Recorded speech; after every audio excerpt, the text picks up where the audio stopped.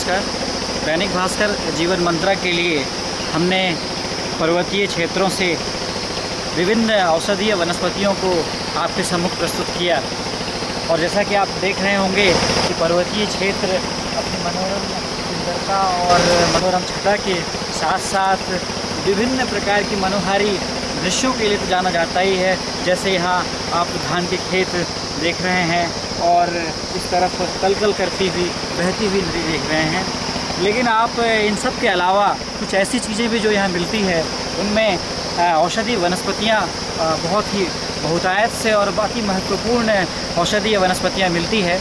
आज हम आपको एक ऐसी औषधीय वनस्पति से रूबरू कराने जा रहे हैं जिसे दशमूल के प्रमुख घटक के रूप में वृहद पंचमूल के अंतर्गत रखा गया है। और आप देख रहे होंगे कि बिल्कुल तलवार की तरह फलियां अपनी पहचान को व्यक्त करती है। इसे शिवनाक के नाम से जाना जाता है। आप इसे देखें, शिवनाक के वृक्ष भारतवर्ष के पश्चिमी शुष्क प्रदेशों को छोड़कर प्रायः सभी जगह पाए जाते हैं और इसकी जड़ का छाल का प्रयोग वृहद पंचमूल में किया जाता है। यह हमें विभिन्न पंसारियों के यहाँ मिलता है। तो ये 15 से 25 फुट तक ऊंचाई लिए होते हैं। इसके 50 फुट तक के भी वृक्ष देखे जा सकते हैं। इसका लैटिन नाम ओरोक्साइलम इंडिकम है, जो बिग्नोनेसी कुल का है। शिवनाक की पत्तियों को यदि देखा जाए तो ये 3 से 5 इंच तक की लंबाई और लगभग 3.5 इंच की चौड़ाई लिए हुई होती है। लटवाकार होती है और इसके लंबे अग्र होते हैं। पत्रनाल और पत्र के डंडे पर छोटे छोटे दाने पड़े होते हैं। पत्तियां त्रिपक्षाकार होती है। ये दाने आप देख रहे हैं और इसमें इसके जो फूल होते हैं ये बैगनी रंग के दुर्गंध युक्त होते हैं और फली तलवार के सदृश होती है, जिस कारण से इसे शॉर्ट फ्रूट ट्री या इंडियन ट्रम्पेट ट्री के नाम से भी जाना जाता है। ये बीज चपटे और आधार के अतिरिक्त चारों ओर से सफ़ेद झिल्लीदार पंख युक्त होते हैं और बसंत में ये इसके वृक्ष बिल्कुल निष्पत्र हो जाते हैं, अर्थात पतझड़ आ जाता है। यदि इसके रासायनिक संगठन को देखा जाए तो इसके मूल और तने की छाल में फ्लोरोवन रंजक द्रव्य, ऑरोक्सिनिन और बैकोलिन, क्राइसिन जैसे रंजक द्रव्य पाए जाते हैं। इसके अतिरिक्त इसमें एक एल्कली टैनिक एसिड, सिस्टेटरॉल, गैलेक्टोज इत्यादि पाया जाता है। बीजों में 20 से 25% तक एक पीले रंग का तेल मिलता है। इसके विशेषकर इसके औषधीय गुण इसके छाल में, पत्ते में और बीजों में होते हैं। इसके औषधीय प्रयोगों पर यदि गौर किया जाए तो यह कर्णशूल में इसका विशेष रूप से प्रयोग होता है। शिवनाक की छाल को पानी के साथ महीन पीसकर तिल के तेल में रख लें और तेल में आप दुगना पानी डाल दें और उसे धीमी आंच पर पकाएं। जब तेल शेष रह जाए तो इसे छान लें और एक शीशी में भरकर रख लें और इस तेल का 2 से 3 बूंद आप यदि कान में टपकाएं तो कैसे भी कर्णशूल में, कान में होने वाले दर्द में यह एक विशेष प्रकार की औषधि के रूप में काम करता है। यदि मुंह में छाले पड़ गए हों तो इसकी छाल को चूर्ण बना लें और इसकी छाल के चूर्ण को आप 1 ग्राम की मात्रा में अदरक के रस और शहद के साथ चटाएं तो मुंह में पड़ने वाले छालों में विशेष लाभ मिलता है।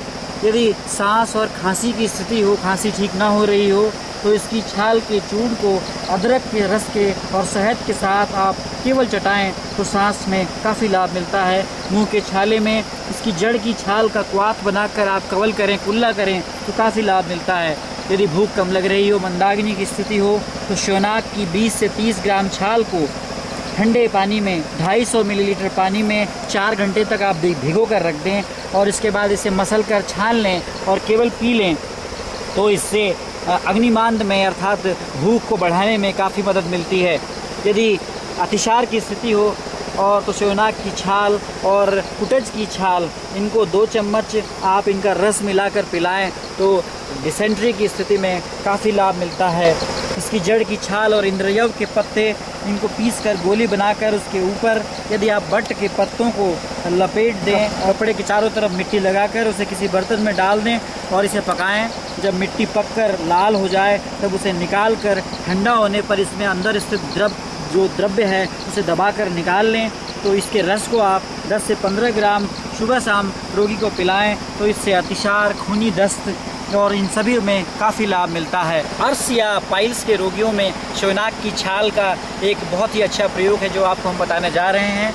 अर्श की स्थिति में केवल और केवल शिवनाग की छाल को चित्रकमूल, इंद्रयव और करंज की छाल, सेंधा नमक और शुंठी के साथ समान भाग में लेकर पीस कर इसे छान लें और महीन चूर्ण बना लें। इस प्रकार इस चूर्ण को 2.5 से 5 ग्राम की मात्रा में दिन में 3 बार छाछ यानी मट्ठे के साथ सेवन कराने से अर्श के रोगियों में काफ़ी लाभ मिलता है और ब्लीडिंग पाइल्स में विशेषकर इससे काफ़ी लाभ मिलता है। इसके अलावा शिवनाग का प्रयोग प्रसूति जन्य दुर्बलता में भी किया जा सकता है। प्रसूति जन्य जिन स्त्रियों को 4 से 6 दिन तक प्रसव में पीड़ा होती हो, उनमें शिवनाग की छाल को आप 250 से 500 मिलीग्राम चूर्ण और इतनी ही शुंठी का चूर्ण और इतनी मात्रा में, बराबर मात्रा में आप गुड़ ले लें और इन तीनों को मिलाकर इनकी गोलियां बना लें। इस गोलियों को सुबह और दोपहर और शाम 10 मूल के काढ़े के साथ आप प्रसूता स्त्री को पिलाएं। प्रसव पीड़ा में काफ़ी लाभ मिलता है और लगातार आप इसे 15 से 20 दिन तक यदि पिलाएं तो उससे प्रसूता स्त्री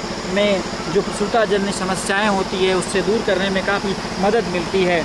उपदंस रोग जो कि एक सेक्सुअली ट्रांसमिटेड डिजीज़ है, उस रोग में शिवनाग की बारीक पिसी हुई छाल, सूखी छाल को आप 25 से 50 ग्राम की मात्रा में ले लें। इस छाल का चूर्ण बनाकर इसे पानी में भिगो दें। इसके बाद इस छाल को और पीस लें और उस छाल में मिश्री मिलाकर इसे 7 दिन तक, 1 सप्ताह तक सुबह शाम सेवन कराएं तो रोगी में उपदंस रोग में काफ़ी लाभ मिलता है।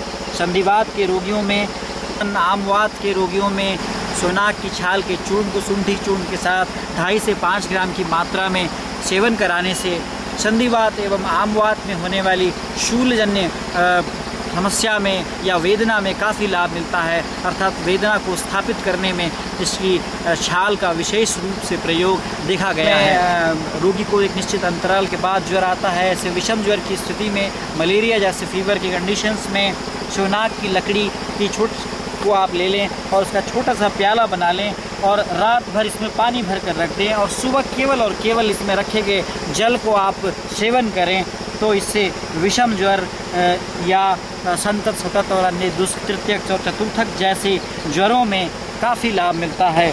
शिवनाग, शौंठ, बेल के फल की गिरी, अनार का दाना, अतीस, इन सब को समान भाग लेकर या कूट कर इसे 10 से 15 ग्राम की मात्रा में आप ले लें और आधा लीटर पानी में उबालें। जब चतुर्थांश शेष रह जाए तो इसे छान लें और इसे सुबह, दोपहर, शाम सेवन करने से सभी प्रकार के ज्वरों में लाभ मिलता है।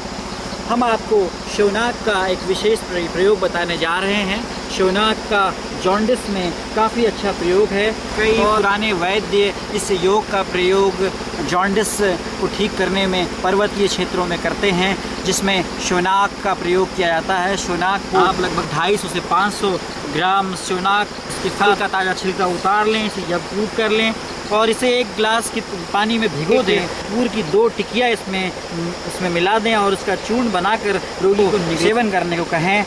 और उसके बाद शिवनाग की छाल से युक्त जो है, जिसमें हमने शिवनाग की छाल को मिलाया था, उस पानी को पिलाएं और इसके 2 घंटे के बाद रोगी को भोजन या नाश्ते का सेवन कराएं। इस योग को रोगी के अवस्था के अनुसार 1, 2 या 3 दिन तक सेवन कराएं तो इससे जॉन्डिस में काफ़ी लाभ मिलता है। भाव प्रकाश ने शिवनाग के लिए कहा है कि शिवनाका दीपनम पाकः कटुस्त्वक रोहिम ग्राही तिक्तो अनिल श्लेष्म तिक्त काशामनासन। इसी प्रकार हृदय कषायम मधुरम रोचनम लघुदीपनम गुलमार्श कृमित प्रौणम गुरुवात प्रकोपणम। अर्थात शिवनाग हृदय है, कषाय रस प्रधान, मधुर, रोचन, लघु और दीपन है। गुल्म में, अर्श में, कृमि रोगों में और वात जन्य पीड़ाओं में इसका विशेष रूप से प्रयोग किया जाता है। तो हमने आपको आज शिवनाग एक दशमूल के एक प्रमुख घटक द्रव्य के बारे में एक जानकारी दी, ताकि आप इसे जाने पहचानें। तो हम पुनः आपके समक्ष किसी नई औषधीय वनस्पति के साथ उपस्थित होंगे और यूं ही आपका ज्ञानवर्धन करते रहेंगे ताकि आप इस औषधीय वनस्पतियों को पहचान सकें और साथ साथ इनके महत्व को जान सकें। और हमारा उद्देश्य इसके अलावा इन औषधियों को जानते हुए इनका संरक्षण को भी बढ़ावा देना है, ताकि लोगों में इनके प्रति विश्वास और इनके प्रति आस्था हो और लोग इसका प्रयोग तो करें ही करें, साथ साथ इनकी सुरक्षा की भावना भी हमारे अंदर व्याप्त हो, ताकि हम पर्यावरण की सुरक्षा में भी इन औषधीय वनस्पतियों को लगाकर इनकी सुरक्षा कर हम अपना एक योगदान दे सकें। धन्यवाद।